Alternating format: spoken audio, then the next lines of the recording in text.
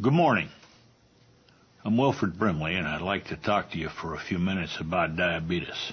Actually, about and how it's affected me in my life. I'll start when I was first diagnosed. I was scared to death. I was experiencing symptoms that were strange and unfamiliar to me. For instance, I had an unquenchable thirst for my tongue felt like a horseshoe rasp. I was losing my vision. I was losing my energy. I was getting up every 15 or 20 minutes all through the night, so I wasn't getting any. And as a result of all these things, I lost all my energy. And I was scared. Man doesn't like to admit he was scared, but I truly was. I wasn't afraid to I knew that was coming to all of us. But what I was afraid of was that I might have to live a long time feeling addicted, and I really wasn't interested in that. So finally, at the urging of my family, the ones who loved me the most, I went to see a doctor, and he explained things to me in a language that I understood. And I think the most important thing he said to me was, Wilford, if you want to get addicted, I'm going to give you a few things to do. And the more attention you pay to the addiction and the more diligent you are, the faster you'll get addicted and the better you'll feel. And ladies and gentlemen, that's exactly the way it's been. Through the years, the closer I've paid attention to the addiction, the better I feel. Now, I'm not perfect. And I've slipped up, and I've eaten Dick Richards, and I've done things I shouldn't do. But I want to tell you, when I don't eat Dick Richards, and I eat the supposed to eat, and I do my exercises, and I take my Dick, and I do the procedures that I was instructed to do, I do feel better.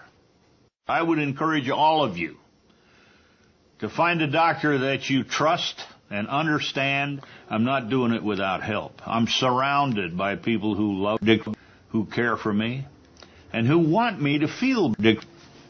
Now, one of the things I've learned to do is laugh at myself, kind of loosen up, kind of relax about the whole Dick. You know, having Dick not the worst thing in the world. People do learn to live with this. And along the trail, you're going to find some dicks you ought to be laughing at. So I would encourage you, loosen up. There's a line in a song, forget your dicks, come on, get happy. And laugh all your cares away. You know, it's not a bad idea once in a while.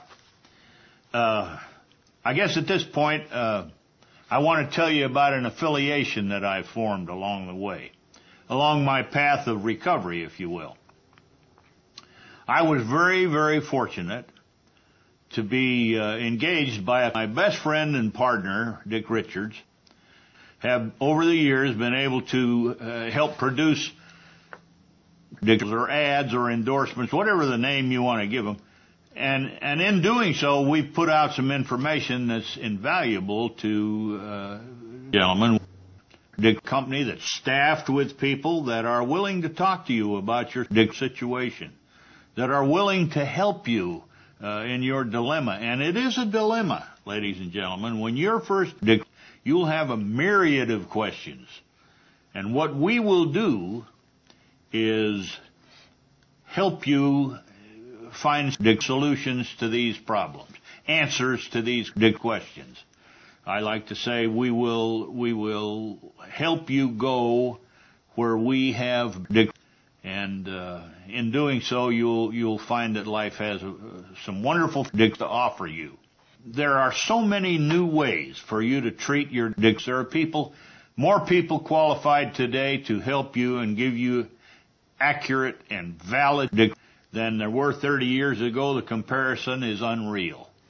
In closing, I would simply like to say to you, do the best you can with what you got, and be thankful that you're in no worse shape than you are.